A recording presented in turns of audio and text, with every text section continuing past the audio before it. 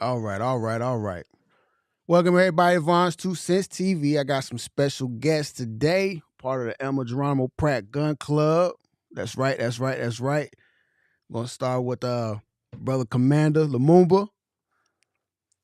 How you doing, brother? Power, peace, family. Everything good on my end. All I'm right, doing brother well. Malik. How you doing, brother? Power family, I'm still breathing. All right, all right. Sister Val, Firecracker. How you doing? Black power, black love, All right, all my right. brother. So we're gonna talk about I know you guys got a lot of information of what's going on in Rolling Fork, Mississippi after this tornado. We went down last week to what brother Commander Lumumba says, do some fact checking. Um and who will want to start with what, like, how this began? Patrick, brother Patrick, would you want to start this, lay the groundwork of how it came to the point of where, we needed to go down there? Yeah. Well, first of all, yeah, I would like to lay the groundwork, the foundation to what's going on. Well, first of all, Elmer Geronimo Pratt, um, we basically took an initiative about 3 weeks ago to go down to Rolling Fork, Mississippi, and see about the catastrophe and see about the people, our people that were affected in the catastrophe. So what we wanted to do was go down and kind of figure out specifically where could we help, with our resources as an organization. You had FEMA, you had MEMA, you had Red Cross, and all these different entities come in, these major entities come in. But from doing the groundwork that we do as an organization, we know that we not absolutely satisfied with the services of these federal organizations. So we wanted to go down ourselves to see what this thing all together, what it's supposed to be, and to see how we can interject ourselves, into our people's veins and just make sure that we helping somebody. So we went down and we selected three families that we were gonna help, specifically three families that we were gonna help, and we actually got that done. We went down and got that reconnaissance. We came back, we gathered the resources that we needed, and we went back and we dispersed those resources properly. But when we went back down there, we found some things that were alarming. Some of the people told us stories that was alarming to us. Some of the people weren't getting the resources that everybody thought that they should be getting. And we began a fact-finding inquiry. So I received a call the morning that Good Morning America was in Rolling Fork, and they were spreading good cheer. Although I heard the news that morning, Good Morning America was spreading good cheer, but I received a call from one of the gentlemen that we helped, Mr. Edwin Macon. While he was at work, he was very disgruntled, frustrated, and angered that this thing went all together what it seemed. The good cheer that was being spread in the seemingly recovery effort was not touching the people who it really needs to be touched. So he made me understand that on a greater level, and I felt that we should go down as an organization and do some fact finding to see who was not getting these funds that everybody thought was being received, basically by everybody. So that began our fact finding mission right there. And Brother Malik, Sister Valerie, yourself, Brother Broderick, and Sister Mary went down. I appreciate you all for doing that to see what this thing all together, what it was. And I think y'all would be, the viewing audience would be interested to know what we found. Right, that's right, that's right. Um, because man, like I said, when we had that call, the Zoom meeting, and Sister Crystal played the Good Morning American piece, Good Morning America piece, that's when I instantly got hot. I got hot, you know. And I know you guys have a lot more information than I would, being out there in Mississippi. Um, so yeah, when we got down there, Sister Val, because I know you was taking a lot of notes. I know you was writing it all down. um, but yeah, because I know you guys gone through there, gone down before to help the first time with Sister Deborah, because that's who we also spoke with, and that's who was in the video. You guys, if you guys haven't watched that video of us, the footage of us going down and talking to people, um, what was that experience like when you guys were actually down there? The first time, helping people, assisting people.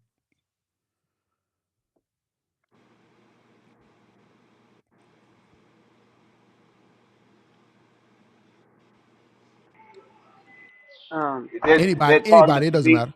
Yeah. Oh yeah. Well, listen, the first time that we went down, family, it was quite an experience to go down and just really see all the devastation that was, that our people had experienced. It was humbling. I'll tell you that. It was most definitely humbling.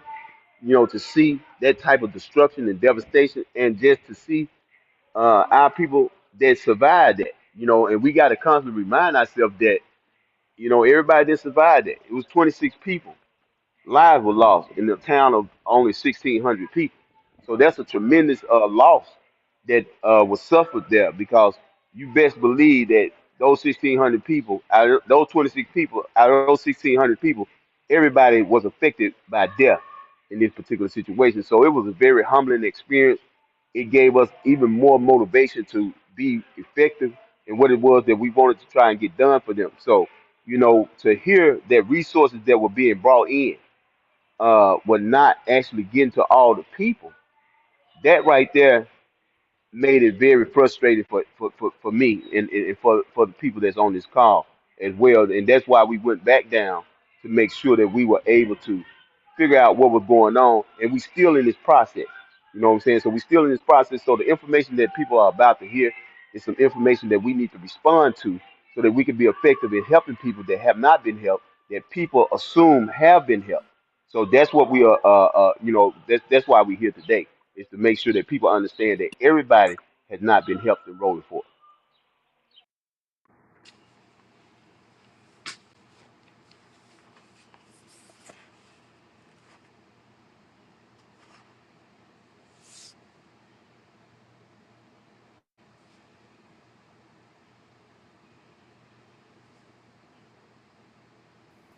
I'm sorry. I'm sorry. Sister Val, what did you have as far as, because I know you took a lot of notes. What did you have? Um, Like, One, when we first got there, like I had said earlier in one of our other calls, uh, Sister Mary and I and Brother Broderick, we ran up on FEMA. They was posted up at bumpers. So we went over there to talk to them, and come to find out, that's where they was going to be sitting at for a while today. Now, I got out and I talked to them. I want to know, how would the people in Rolling Fork would know that you guys are at bumpers? Sitting up, the trying to help someone. People probably at work. They don't have transportation. They don't have a phone. yeah, Just because you have these papers right here, these flyers, they had these yeah, everywhere. But like I told her, everybody don't have a phone, and everybody don't have access to internet. And she gave me her name and her personal phone number in case I run across someone. Um, we also, Brother Vaughn, on that day that we was there, um, that really bothered me. yeah, Like I said, on one of those pictures, you're gonna see I'm walking way behind y'all because it hit me so hard right here. yeah, Because all I'm thinking about is those babies. yeah, My thing is, if you gonna place these families in different places, and like I wrote down my notes, why did they put people of color that look like us in some of the worst motels? They put them in crack theme, where they do prostitution motels you wouldn't go to. And then they asked the question why some of the families stayed in their house, and their house wasn't ready for them to live in. Everything wasn't working. yeah, I would have stayed home too, considering where I was going. Why they couldn't get in a 5 star, 4 star? They got in something that don't even rate. yeah. high That's crime area, and they put our babies at harm's way with pedophile, sex trafficking, all that with these single mothers. yeah. Because And what Malik, what Sister Deborah, she said some what was it, between 7 to 75% of Rolling Fork is single mothers. single mothers? Yeah. So what do that tell you about who's in these motels? Yeah. Yeah. And the majority of them have at least 3 to 4 kids. Yeah. That's that's crazy. That's crazy. And the whole Yeah, thing about, one roll of toilet tissue, they have to yeah, have their own towels. right, Where they gonna get towels from? right, You know? exactly. And then how they in Greenville and this other town. So how is Red Cross going there to help them? How they Yeah. know what's going on in Rolling Fork Yeah. if they're not there? Yeah. They don't know. It's like they got our people and put them in a shoebox and just put the lid over it. That's what they did. Yeah. We're gonna put a lid on, put them in the closet for a little while, and when we get a little stuff situated, then we'll pull them back out. But we're gonna store them away for a little while. Yeah. I mean, like we don't mean anything. Our Yeah. life, I mean, our life, the value of our life doesn't mean anything to them, Brother and that's Malik, what I feel like. I feel you. I feel you. Cause like I said, if you didn't feel nothing, if it didn't hurt in any kind of way being down there, being black, I don't, you ain't got no soul. You ain't got no heart. Right. It, but brother Malik, cause I know we talked with your family when we went down there, your cousin. But as far as like the information and things that you've heard since we've left Rolling Fort, what do you have? Now, I I first want to speak to the day after devastation real quick because I went down the day after, and alluding to what Sister Valerie said about the transportation aspect, people don't have cars. The day after, when I went down, there was so many cars in trees and over on the side and piled up on top of other vehicles. A lot of people lost their transportation. So the being able to be mobile is a problem right now. Yeah, And what I've been hearing out of Rolling Fork is that the hotels that Sister Valerie made mention of, some of the ones here in Greenville where I live, they overcrowded. I mean, you got families of 5 and 6 in, a two occupant, two bedroom, for two occupants, yeah, four at the max, yeah, and you having whole families having to live in these rooms, as she said, being rationed the basic hygiene necessities.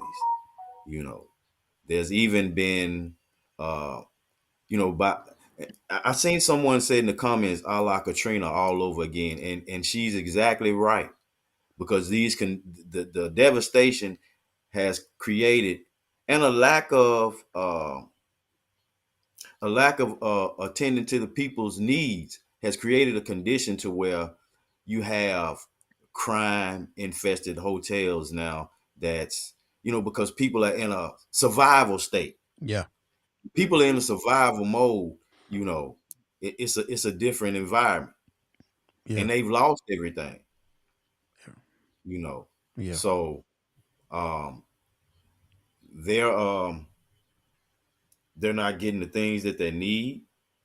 Uh, a lot of people having to hitchhike to work.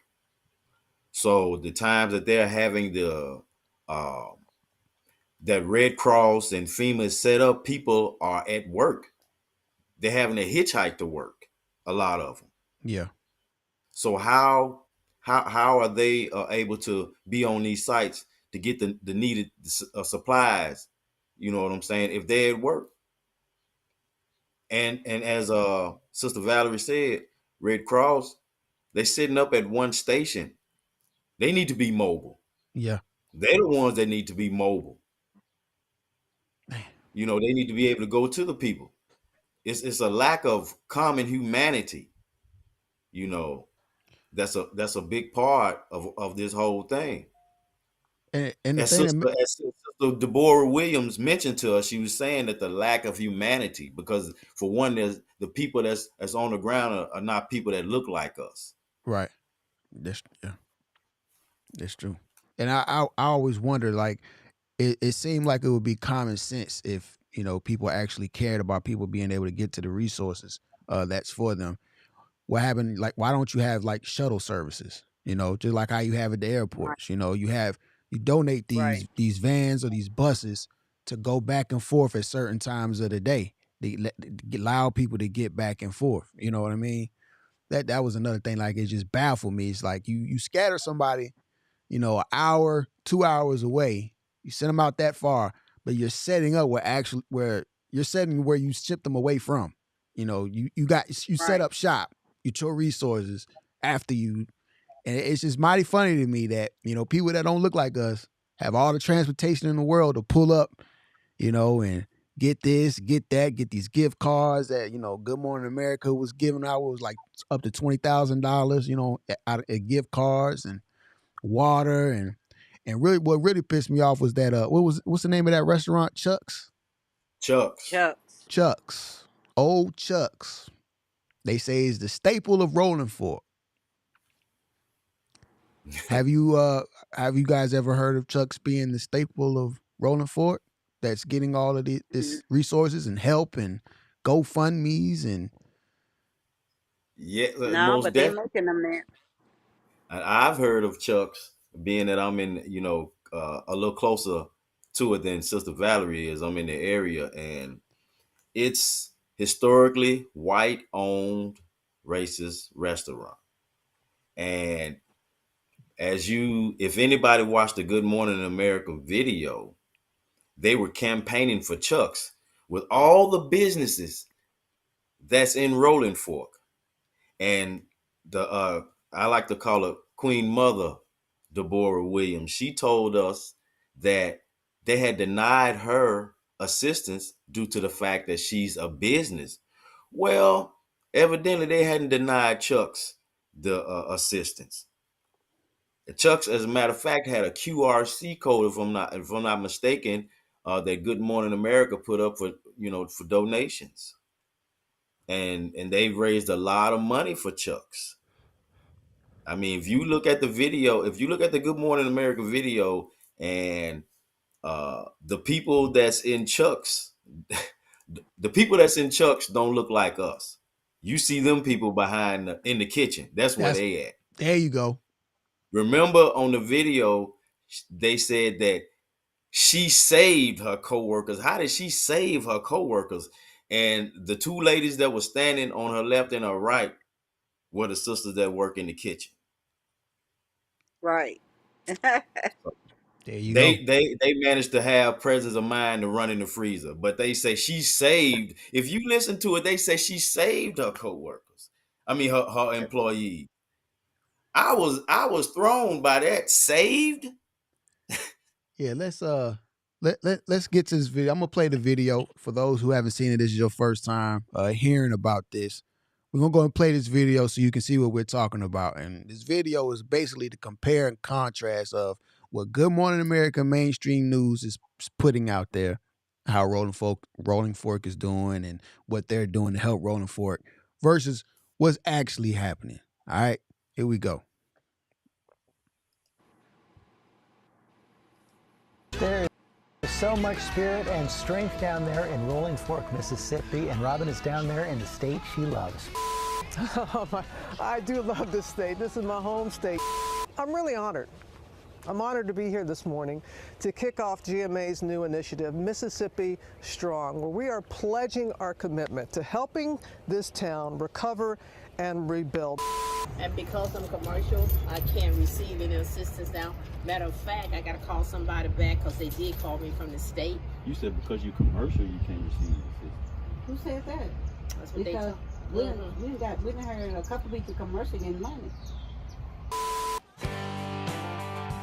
No matter if you're a regular or just driving by, Chuck's Dairy Bar has been a staple in Rolling Fork, Mississippi since 1977. People from everywhere come to Chuck's. You could go in, you knew almost everybody there. The food is delicious, and it's just a gathering place, and it always has been. There's not a lot of options in town, so we're glad to be that place where the parents feel comfortable bringing their kids. They can go and play pool or eat. Owner Tracy Harden has been serving up food and love at Chuck's for 16 years, her diners becoming family. She's like another mom to me. Like, she treats us all the same. She loves us. That's what I do every day. I wake up not just to cook burgers, but to give back to the community that's given so much to me. Where they getting money from? Mima? FEMA. Well. All of them, they giving it to them. Well, they They getting it before the people to get it. Really? Yes. We just heard this account about 20 minutes before we called you. Because that's the thing. We trying to make sure our people are getting their just due, the people that need it. Because if it's not being dispersed in the manner it should be to the people who need it most, then it needs to be some exposure of it. Well, they told me because I had to go through SBA. Small businesses. And then I told them I'm at that point where I'm getting out of debt. I'm not going to get back into debt. I just don't want to do that right now. So in order for you to Get repair, you service. got to go through. I have to get services from them. I have to go through SBA. And that's going to cost you though. Right. And if SBA turned me down, then they said I can come back to FEMA. My thing of it is that whoever is FEMA in DC, that's who I want people to know and talk to, because I'm getting tired of seeing people have to go over here for this service, over here for this service. Tracy, along with two of her employees, appearing on GMA days later. I'm the one who never asks for help. It's the hardest thing, but we're in a position now where we have no choice. So help us, help our people. So when Good Morning America came here the other morning, did you get a chance to? Someone has nominated me as one of the businesses that was going to go back into business, but they didn't get in touch with the person that told me to be here. And I got up and cooked for the visitors that was at my house, and I got back into bed. Right. And he say they asked about me, but like I said, you got to do better than that. So much hope around here when you walk around and people are remarkably. So that's just a piece of it. That's about half of it. You know, so the BS, the bullshit that they've been, perpetrating out there. And that's what's funny to me, because, they send a token woman, they token black woman down there. They be like, oh, this is my home state. This is so touching for me. I'm so honored. You're so honored to be surrounded by destruction. Things that have, lives that have been destroyed. Those who you're not even talking to. You just talk to, the white business owner, you're not talking to nobody. And then she should know that she's on the wrong side of town anyway. She ain't even on the right side of town, right? She, what they say, across the tracks, brother Malik? Across the track. Exactly. Across the tracks, Sister Valerie? Yes, across the track. And when we first got down there, the first person we talked to was the mayor of Rolling Fork's wife, right? Right. That was the first person we talked to. Then we ended up talking to the mayor. And what kind of struck me was when Sister Mary she had her phone out, and he looked at her and asked like, hey, are you recording? And it's like that always bothers me, because, what are you afraid of? You're a public figure.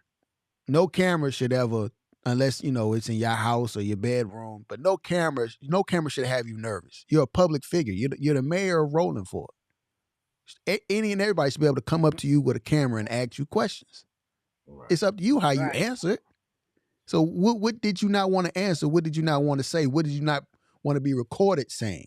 And that kind of bothered me, Right. But I that's tell where you we got what. the information from, as far as how these families were moved to these hotels, right, Sister Valerie? Yeah, Correct. It is. His wife was on that phone calling them people. She was getting that info. She Yeah, was very helpful, actually. yeah, yeah. She really was. She really was. now Um, these families are scattered out in about what she said, Valerie, in about 5 different towns: 5. Yazoo, Vicksburg, Yep. Greenville, Indianola. Is Avery? Is it Avery? Amory, I think Amory was one of the Em. towns that got hit. Amory. So this is just the displacement, and then Sister Deborah Williams spoke to the school aspect. You know, the children. You yeah, know, it's the just about the end of school and them having to it's test time. Them having to be in environments where they can't concentrate, they can't focus. You know, they don't have the basic necessities.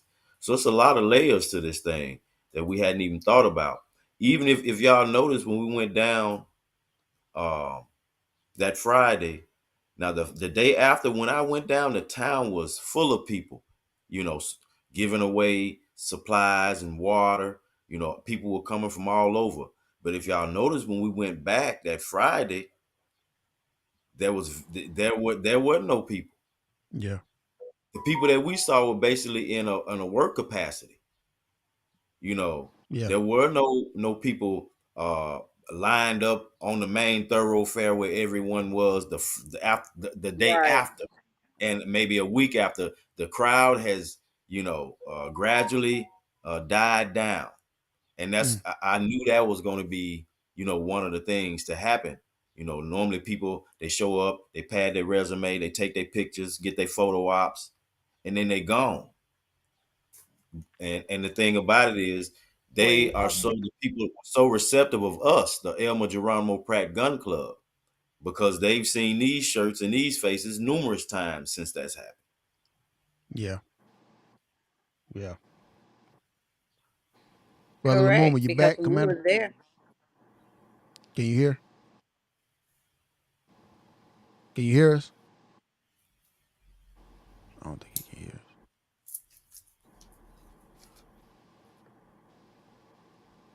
Go ahead, Sister Vi. What you saying? I'm sorry. I was just saying, because when we was there, they asked, y'all coming back?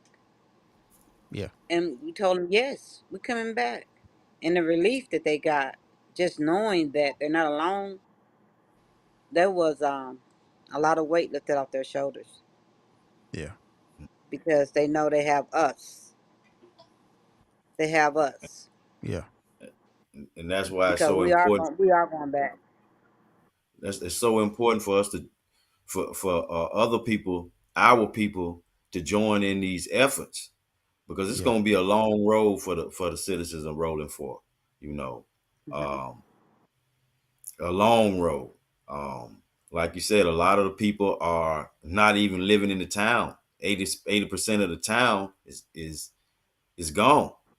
What we saw was what was left of the white population, mostly because, as we Right. saw, the destruction was mostly in the black populated side of town. yeah, And yeah, as they told us, Good Morning America was set up in that area where it was hardly no damage at all, over by, around by the high school. So as you Right. said, as y'all was saying, they wasn't among the people where they needed to be. They needed to be interviewing. You know, yeah, it was a very different story when we was among the people, as opposed to being over across the tracks, as as we said. yeah, yeah.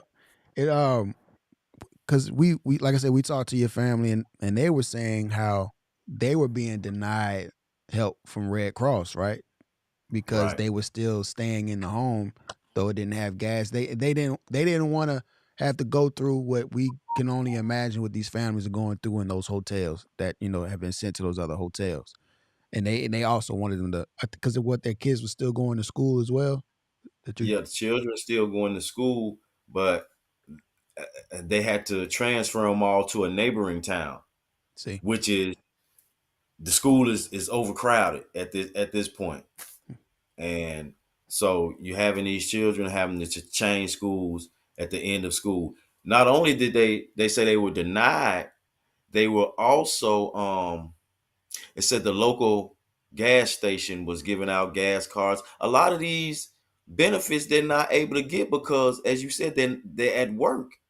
yeah. So who are getting these? Who has the leisure time during the day to be able to be in these places to get these benefits? Because a lot of the white population in that area are entrepreneurs. They're farmers. They have their own businesses. As a matter of fact, they have their own equipment.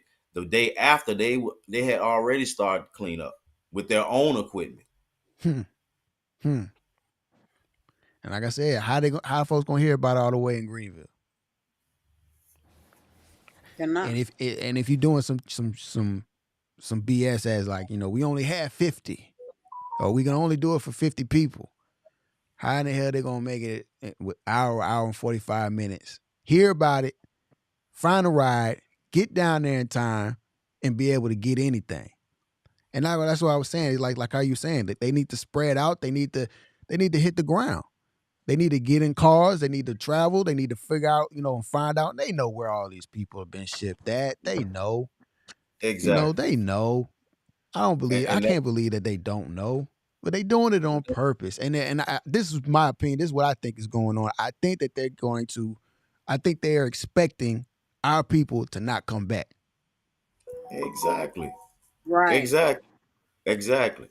Exactly. They know that Rolling Fork is a historical place. They know that it's a rich area. So to be able to buy up the land and raise the property value and not allow people to come back in, that's this what we would call a natural gentrification. If you look at it, it was a natural disaster. But those of them who are empowered in Rolling Fork with the means are going to take advantage, take this opportunity to, as you said, not allow our people to come back in and buy up the land. And I heard, I think it was on the news yesterday that they're about to start uh, setting up temporary housing. Mm. So who's first on that list? Not Oh, to mention how are, just as we said, the people that's in these towns, that's in hotels, how are they supposed to be able to manage to get back an hour and 15 minutes to be able to stand in line or fill out the form or whatever it is? Because as we know, it's a lot of paperwork in this. yeah. Right. So it's just it's a process that Sister Deborah Williams said that they could streamline this thing. They can make it more accessible to the common people. And I heard you. I forgot who told me about the story of there was a shooting at one of the hotels, and one Yes, of it the was. people from Rolling Fork was shot, and the hotel owners or managers are trying to kick all the families out. Well, I think they stood down on the kicking the families out because for one, how could they illegally do that? You know, so but it was a shooting and someone did get killed from Rolling Fork. But my thing is, why hadn't we heard about this in the press or the news? They kind of like swept it under the rug because we need to know these things. Because it would We expose how they have all these kids and women by themselves crammed in these whole motels. It's gonna spread show that light on that. exactly. Exactly. As the brother, I think you remember a commander, the brother, I think he was a dispatcher that we talked to, and he Yeah. was saying he was living in one of the hotels. He was like, I work at night. He was like, and I try to sleep in the daytime. He was like, man, you got just children running up and down the sidewalks, all this noise because the hotels are overcrowded. And as we Yep. said, these are, man, hotels that, I mean, you wouldn't dare want to stay in. Yeah. Yeah. That's It'll make man. you So, stay at your house. What you say, and Sister that's what Valerie? It'll make you stay at your house, even if it's unlivable. Even if you don't have running water or gas or whatever, it'll make you stay at your house. Yeah. Then to But go that's what stay your there. cousin said, Valerie. That's what my cousin said. He was like, it would. I mean, for what all they have to go through at the hotels, you know. And I think who was that said that they Red Cross has paid them up for how many months, Sister Valerie? 6 months. 6 6. months paid Yep. up for just 6 months, Yep. That's and crazy. then what? So That's crazy. exactly. Then what? So yeah, because like I said, I think that's their ultimate mission. I think that that's their objective is to just like how they did in New Orleans. They they call themselves cleaning up, and they call themselves gentrifying. They call themselves stealing people's land, and and that's why I think that's why a lot of times they want you to go. And I think in certain ways they're trying to they're trying to encourage you to, saying, hey, well, no, you can't get Yeah. no funding because you're staying in this house. Oh, okay, Mhm. well, I'll go to the hotel, and you come back, and everything might not be what you thought it was going to be when you come back. You know, you got some squatters, or any other types of things, So yeah, we got to stay on top of this, y'all. We're gonna stay on top of this. I'm gonna keep you guys updated. Um, Sister Val, is there anything else you had? Do we have is there a date of return to Rolling Fork? As of right now, I haven't heard, but Or I do believe wholeheartedly we need to go to these motels and talk to these families. yeah, I really do. We need to do that, and that's where we're I gonna get all our answers. and you're right, Sister Valerie. I actually through Sister Williams at the Living Legacy school, she texted me uh a long lost cousin's phone number, and I contacted the cousin, and lo and behold, she's at one of the hotels in Wow. Greenville. So I set up a meeting with her on yesterday, but I didn't get a chance to meet with her. Uh, so I will maybe this evening or tomorrow, since tomorrow is the weekend and people are kind of settled. That'll give them time. She said, as a matter of fact, it's quite a few family members in some of the hotels here in Greenville. And she did confirm, the shooting and the death, so that you're right. We need to talk to the families because only they can give us what we looking for as far as the Right. truth yeah. or what's going on in Rolling Fork. So Right. uh, I also heard from uh, one of the lieutenants. He said that it was contractors telling people, okay, well, if you want us to rebuild your house, you sign your FEMA check over to us. You sign over your money. It's all kind of scams that's going on right now because, as we was talking about earlier, people are in survival mode. This desperation has set in, and But so brother, oh, go ahead. no, I was about to say, with that being said, people are going to be taking advantage of people. Okay. But did y'all notice when we was over there, the people that's actually doing the driving the trucks and stuff is white. Every last one of them. Y'all seen did y'all seen the brothers? Nope. I hadn't seen a black contractor yet, Sister Valerie, and I didn't. Uh, I've been down there. I want to say 5 times already. I know I went the day after, and then maybe like 3 times after that, in a 2 week span. And then when y'all came, so I haven't seen a black contractor yet. I haven't seen a Yeah. brother none of those trucks, as you said, Sister Valerie. Those trucks is hauling the debris off and stuff. Mhm. All them are white boys.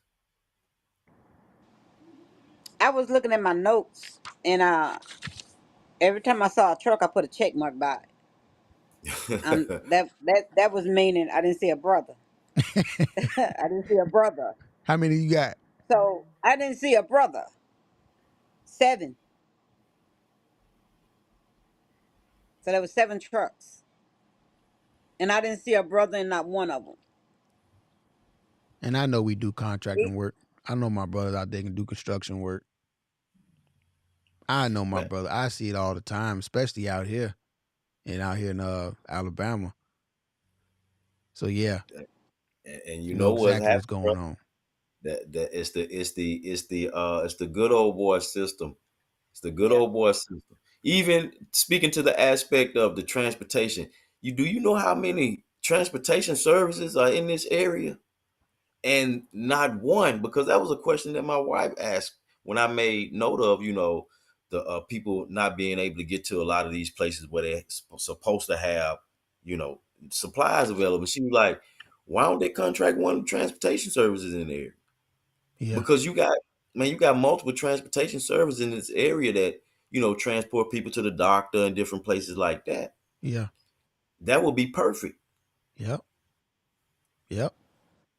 I A mean, truck they supposed specifically to for have all store the sense. runs. Yeah, a truck for the elderly. A truck for store runs. A truck that goes back and forth to Rolling Fork.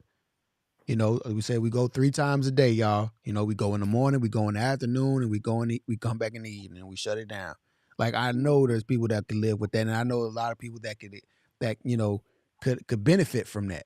You know, so but that just shows you that they want to send them off somewhere and they want to cut them off from existence, and and well, I tell you, Because um, remember the day shortly after, you remember they imposed the curfew.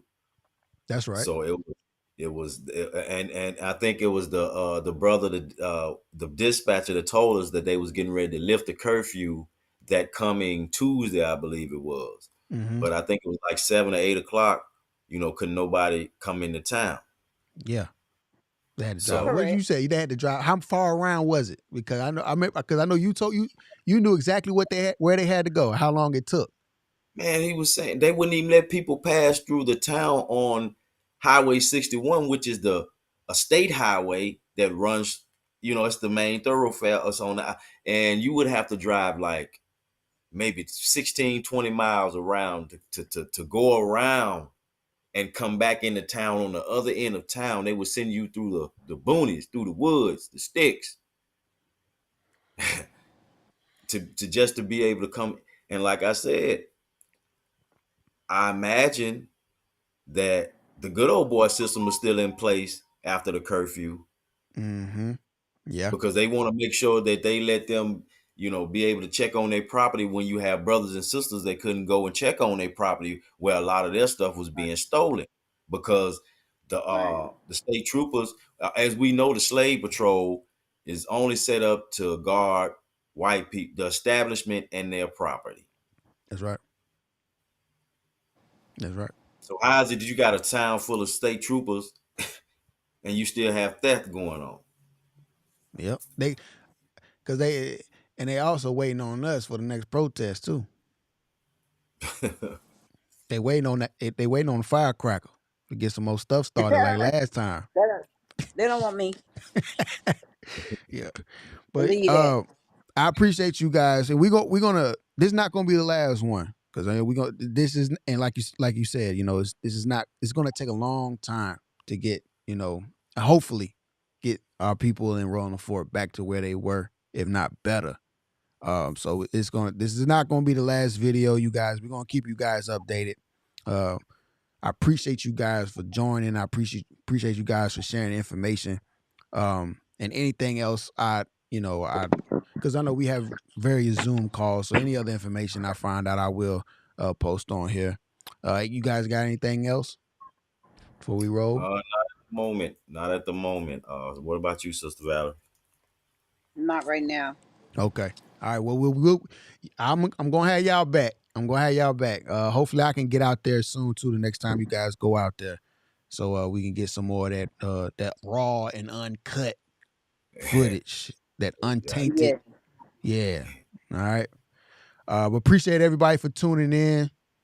Appreciate you, brother, for having us on. Oh no, ain't no thing. Salute to everybody. Have a wonderful Salute. weekend, Salute. and we are out. And that's my 2 cents.